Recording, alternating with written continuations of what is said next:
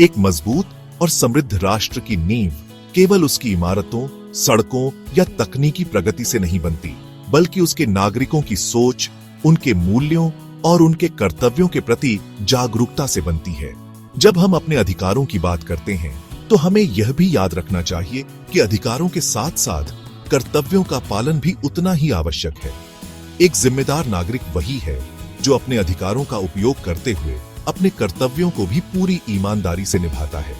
हमारे मौलिक कर्तव्य, जो भारतीय संविधान में स्पष्ट रूप से लिखे गए हैं, हमें यह बताते हैं कि एक नागरिक के रूप में हमारी क्या जिम्मेदारियां हैं। संविधान न केवल हमें अधिकार देता है, बल्कि यह भी सिखाता है कि हमें अपने देश, समाज और पर्यावरण के प्रति कैसा व्यवहार करना चाहिए।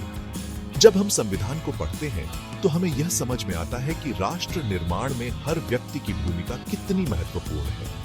ये कर्तव्य हमें याद दिलाते हैं कि राष्ट्र निर्माण केवल सरकार या नेताओं की जिम्मेदारी नहीं है, बल्कि हम सभी नागरिकों की भी है। जब हम पेड़ लगाते हैं, सफाई अभियान में भाग लेते हैं या जरूरतमंदों की मदद करते हैं, तो हम अपने कर्तव्यों का पालन कर रहे होते हैं। ऐसे छोटे छोटे प्रयास मिलकर देश को मजबूत बनाते हैं और समाज में एकता और सहयोग की भावना को बढ़ावा देते हैं। यह सिर्फ कानून का पालन करने से कहीं बढ़कर है। यह हमारे देश के प्रति समर्पण, उसकी विविधता का सम्मान और उसके विकास में योगदान देने की भावना को दर्शाता है। जब हम एक दूसरे की मदद करते हैं, सार्वजनिक संपत्ति की रक्षा करते हैं या समाज में सकारात्मक बदलाव लाने की कोशिश करते हैं, तो हम अपने देश के प्रति अपनी जिम्मेदारी निभा रहे होते हैं। हर नागरिक, चाहे वह किसी भी पेशे में हो, अपने कर्तव्यों का पालन करते हुए राष्ट्र की प्रगति में अपना योगदान दे सकता है।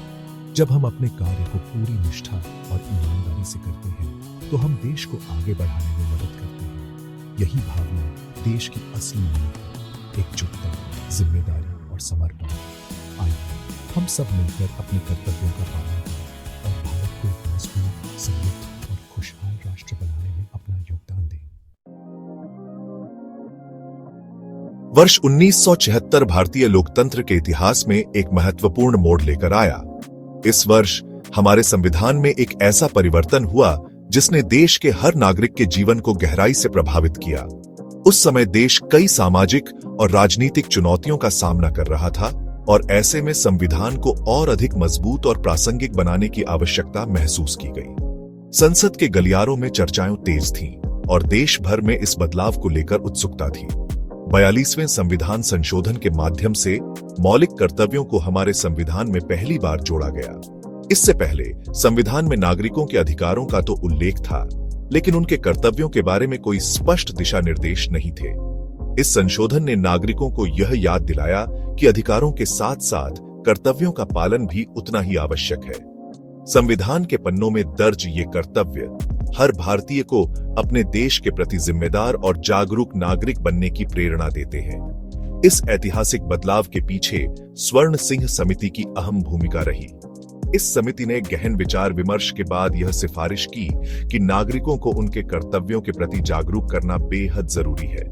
समिति का मानना था कि जब तक नागरिक अपने कर्तव्यों को नहीं समझेंगे, तब तक राष्ट्र का समुचित विकास संभव नहीं है।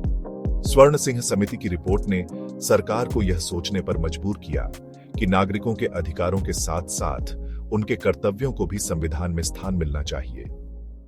मौलिक कर्तव्यों को संविधान में शामिल करना राष्ट्र निर्माण की दिशा में एक ऐतिहासिक कदम था। इससे नागरिकों की भूमिका केवल अधिकारों तक सीमित नहीं रही, बल्कि वे देश के विकास और समाज की भलाई में भी सक्रिय भागीदार बन गए।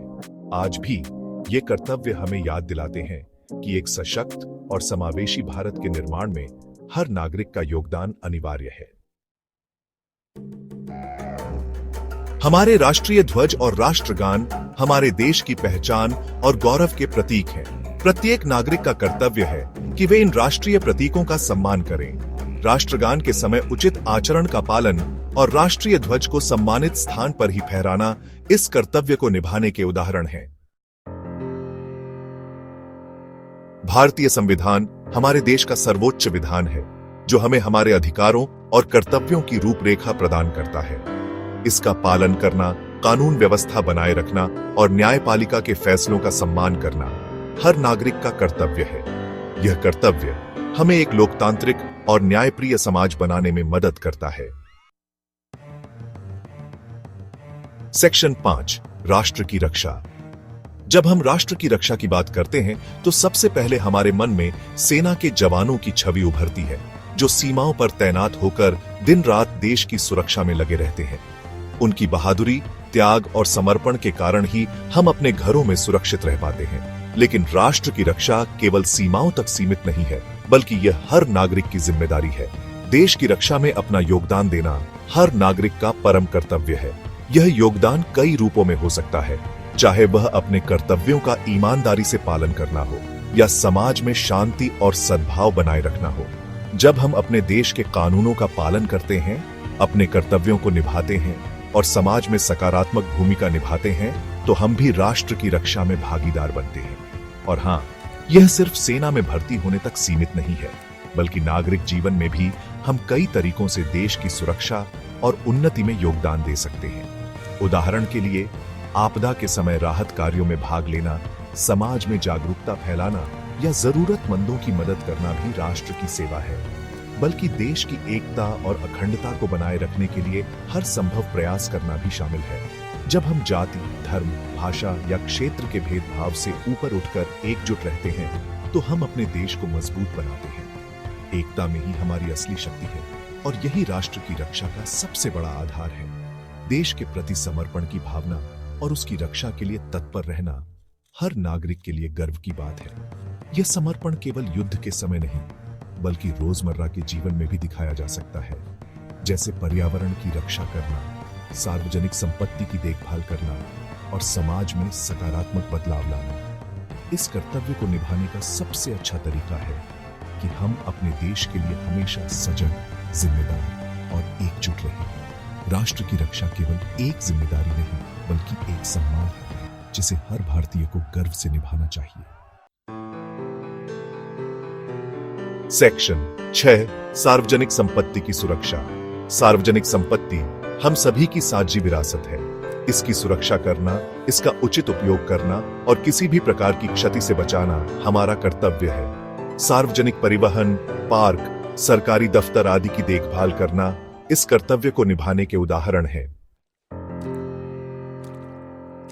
सेक्शन 7, पर्यावरण संरक्षण। प्रकृति का संरक्षण और संवर्धन मानव जीवन के लिए अत्यंत महत्वपूर्ण है।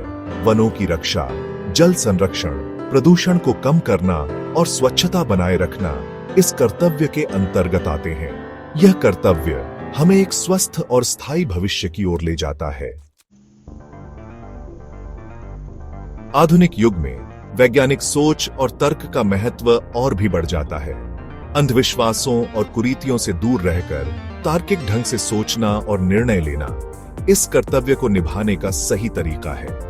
यह कर्तव्य हमें एक प्रगतिशील और विकसित राष्ट्र बनाने में मदद करता है। एक स्वस्थ और मजबूत लोकतंत्र के लिए सार्वजनिक जीवन में ईमानदारी और पारदर्शिता का होना बहुत जरूरी है।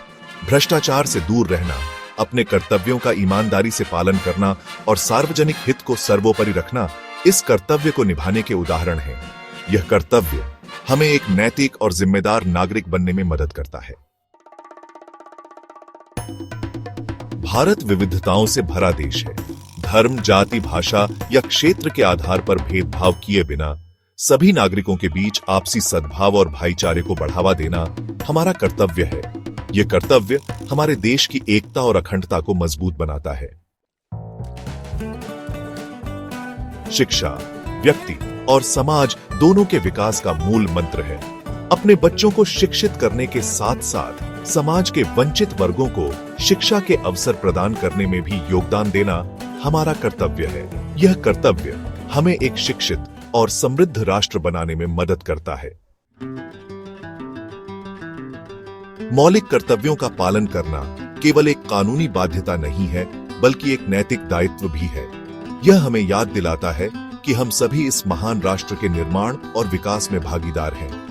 आइए हम सब मिलकर अपने कर्तव्यों का पालन करें और भारत को एक शक्तिशाली, समृद्ध और विकसित राष्ट्र बनाने में अपना योगदान दें।